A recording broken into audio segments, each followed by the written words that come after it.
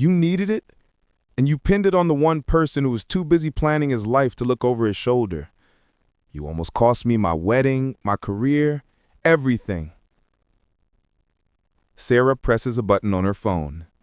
The boardroom speakers come to life, broadcasting Blackwood's screaming confession to the entire floor. Outside the boardroom, the employees gasp. Dan, the head of security, freezes, realizing his boss is the true criminal. Close up, Mr. Blackwood's face, a horrifying blend of blinding rage, absolute humiliation, and the crushing realization that he is completely, irrevocably caught. His expression is pure defeated evil.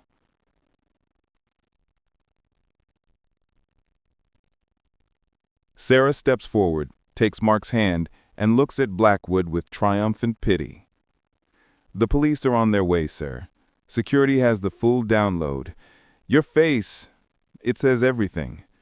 The only thing you stole was Mark's time, and we're taking it back. We'll be on our honeymoon next week. Internal church day. 1 week later. Mark and Sarah are getting married. They exchange knowing, powerful smiles as they stand at the altar. Mark V.O. He had nothing left to say. His face was all the proof the world needed. The truth wasn't just about the money. It was about saving the one thing that truly mattered. Us. Mark and Sarah kiss. VTC encryption folder suddenly opens. It displays a shell company ledger detailing millions of dollars funneled out. Mr. Blackwood, eyes widening in panic. "What is that? Shut that down, now!" Blackwood desperately slams his laptop shut, but the main screen is frozen, displaying the evidence. Mark, voice cold. "Too late, sir. The system just ran a final, unauthorized scan of your personal transactions. The truth is now visible." Blackwood's arrogance completely collapses. He lunges across the table at Mark. Mr. Blackwood, screaming, shaking with rage. "You little sneak! I was going to let you go. Now I'll destroy you. I needed that money to cover my offshore debts." Mark, stepping back, protective. "He already thinks I'm a thief. I have nothing left to lose. This is the only way to get him in a room with the proof and an audience." Interior boardroom, 3 p.m. Blackwood, smug and relaxed, sits across from Sarah. The door opens. Mark walks in calmly. Blackwood jumps to his feet, furious. Mr. Blackwood, viciously. "Get out! I should have you arrested again. What is this?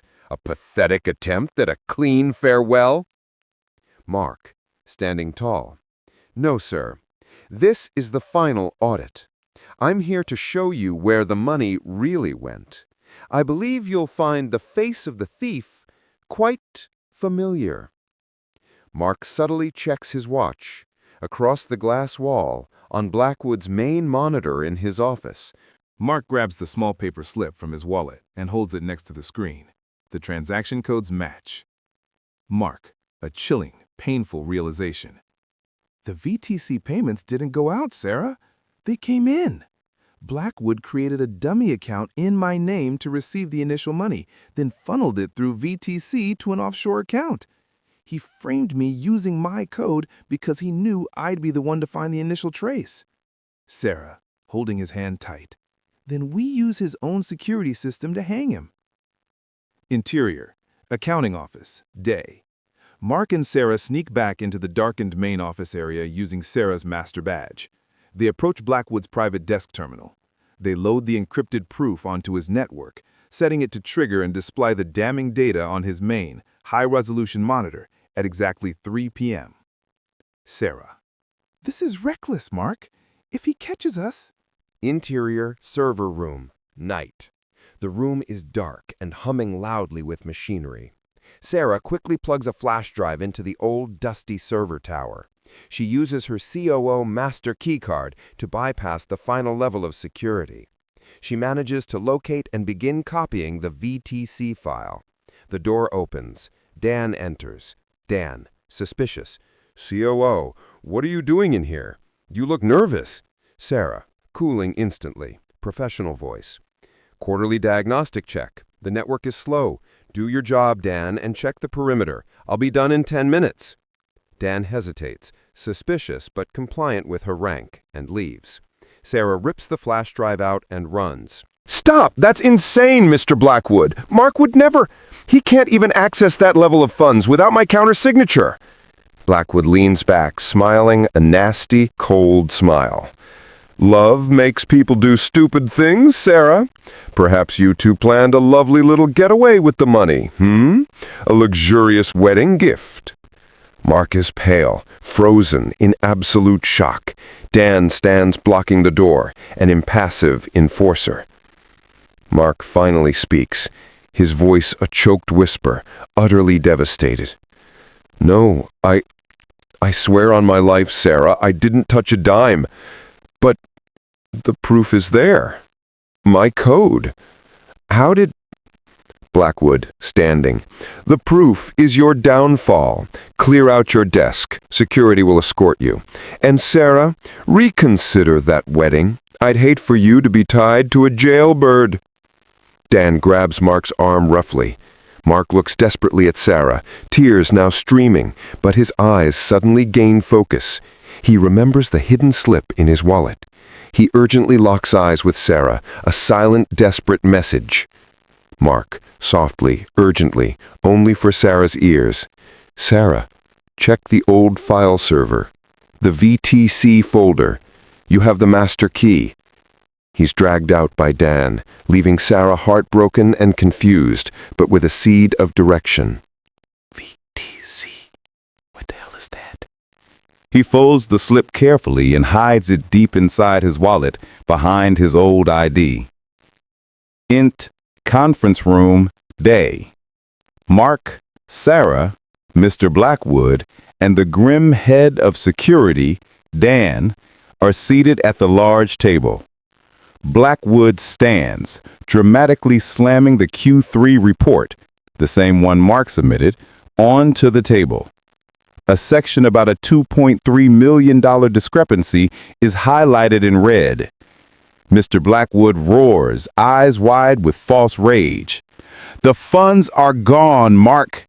Traced directly from the general ledger to your authorization code. $2.3 million. You stole it, you filthy weasel. Sarah leaps to her feet, knocking her chair back. Sarah. Mr. Blackwood, 50s, the arrogant CEO, sits behind a huge mahogany desk. Mark hands him the Q3 audit report, neatly bound. Blackwood, snapping. Put it down. I don't pay you to be a binder salesman. Blackwood glances at the report dismissively. Rerun the Q2 subsidiary expenditure report. I need the variance analysis by sunrise. An unnecessary job, but I need it done. Mark, a slight wince of pain. Sir, that's over 10 hours of work. Blackwood, smiling coldly. That's why I hired you, Mark. You're good at the boring stuff. Unlike your little bride-to-be who thinks she runs the show. Get out. Mark nods, pain visible in his eyes, and exits. The office is silent. Mark is alone. His computer screen glows. He finishes the unnecessary report. A single, strange outgoing transaction flashes on the screen before the window closes. A large payment labeled VTC services. Mark's brow furrows.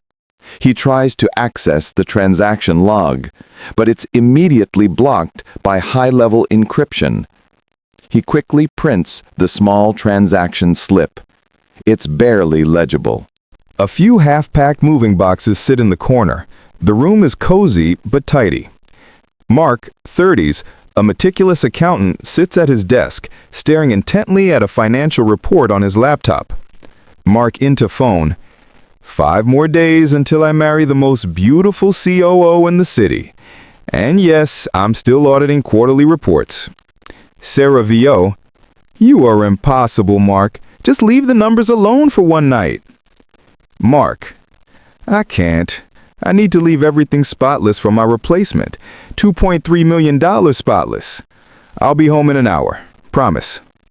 He smiles, but a flicker of tension crosses his face as he looks at a dark corner of the report.